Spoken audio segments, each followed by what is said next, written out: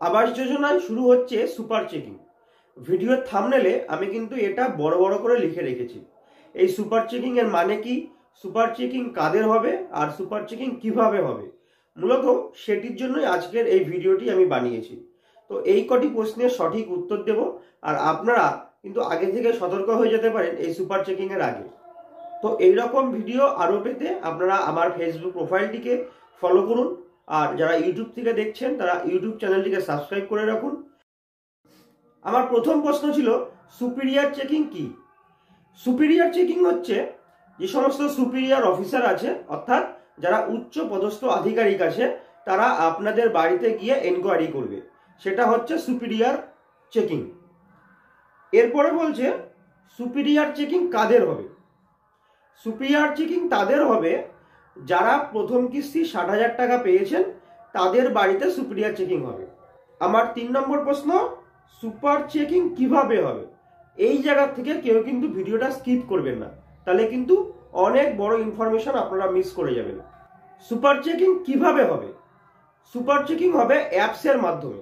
যেভাবে আপনাদের বাড়িতে প্রথমবার সার্ভে হয়েছিল, সেই অ্যাপসের মাধ্যমেই কিন্তু সরকারি অফিসাররা আপনাদের সুপার চেকিং করবে। আপনাকে প্রথমে বলা হয়েছিল 270 স্কোয়ার ফিট বাড়ি তৈরি করতে, আপনি সেটা এখনো করেননি, বা যদিও করে থাকেন সেটা কিন্তু তুলনায় অনেক ছোট করেছে।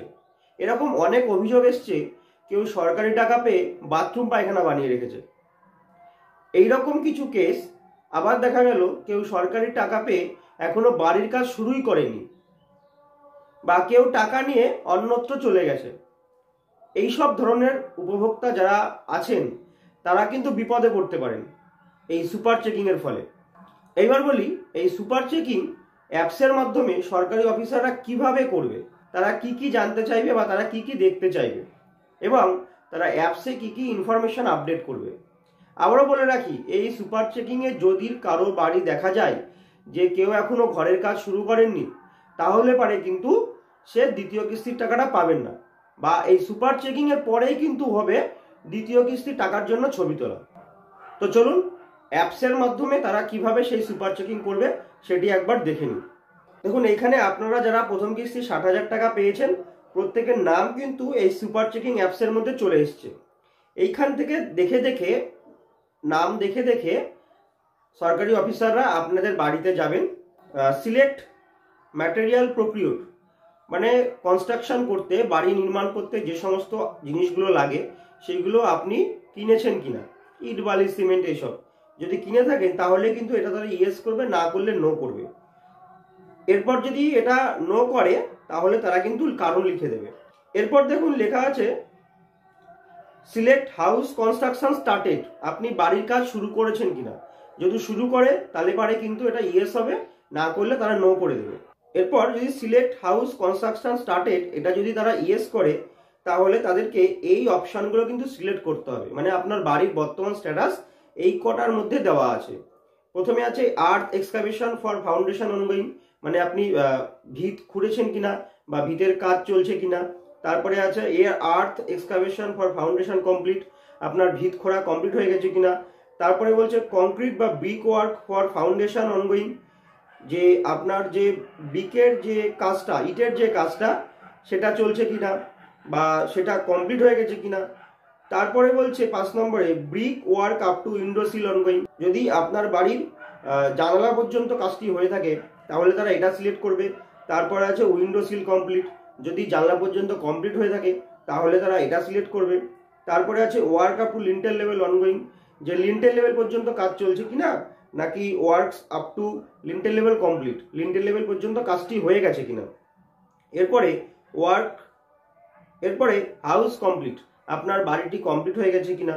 এরপরে আছে house completed with CIB painting, এর মানে হচ্ছে আপনারা যারা বাড়ির কমপ্লিট করে ফেলছেন, বাড়ি কমপ্লিট করার পরে একটি সরকারি লোগো আপনাদের দেওয়ালে পেইন্ট করে নিতে হবে, অর্থাৎ আঁকিয়ে নিতে হবে আপনাদের নিজেদের টাকাতে। তো এইভাবে সরকারি অফিসাররা কিন্তু আপনাদের বাড়িতে গিয়ে এই কটি অপশনের মধ্যে যে কোনো একটি সিলেক্ট করবে। মানে আপনার বাড়িতে যাওয়ার পরে আপনার বর্তমান ঘরের, নতুন ঘরের যে অবস্থাটা আছে সেটা দেখবে এবং তারা এখানে সিলেক্ট করবে। এরপরে যদি কোনো এখানে প্রবলেম থাকে তাহলে সেই প্রবলেমটিও তারা দেবে, আর এখানে একটা রিমার্কস লিখে দেবে। এরপর যদি দেখা যায় যে আপনি ঘরের কাজ কিছুই শুরু করেননি, বা আপনি ছোট একটা বাথরুম পায়খানা টাইপের ঘর বানিয়ে রেখেছেন, তাহলে কিন্তু আপনার নামে আইনানুগ ব্যবস্থা নিতে পারবে সরকার। তো ধরুন আমি এখন যে বাড়িটায় এসেছি সেই বাড়িটার কিন্তু লিন্টেল লেভেল কমপ্লিট হয়ে গেছে, তাহলে আমি এখান থেকে works up to lintel level কমপ্লিটে ক্লিক করলাম। এরপরে ক্যাপচার ইমেজে ক্লিক করব, যেহেতু একটা ছবি তুলতে হবে। লিন্টেল লেভেল কমপ্লিট হয়েছে যে সেটা এখানে দেখিয়ে দিলেই কিন্তু হবে না, সেই অফিসারকে ছবি তুলে দেখাতে হবে যে হ্যাঁ লিন্টেল লেভেল হয়েছে। তো সেখানে আমি ক্যাপচার ইমেজে ক্লিক করলাম। এরপর কিন্তু আমাকে এই ক্যামেরাটা দিয়ে এই যে বাড়িটা আছে সেই বাড়িটা কিন্তু ছবি তুলতে হবে। তো আমি ছবিটি তুলেও নিলাম।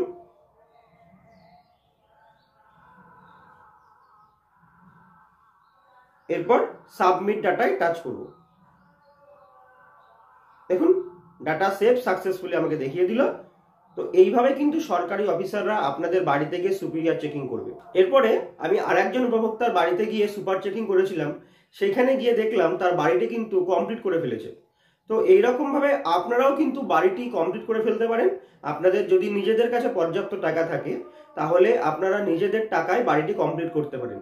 সেই ক্ষেত্রে আপনাদের দ্বিতীয় কিস্তির টাকা পেতে কিন্তু কোনো সমস্যা হবে না, কারণ সরকারের কাছে আপনাদের পুরনো বাড়ি, যে বাড়িতে আপনারা আগে বসবাস করতেন সেই বাড়ির ছবিও আছে, এবং আপনারা দেখিয়েছিলেন কোথায় আপনারা আপনাদের নতুন ঘরটি করবেন সেই জায়গার ছবিও আছে।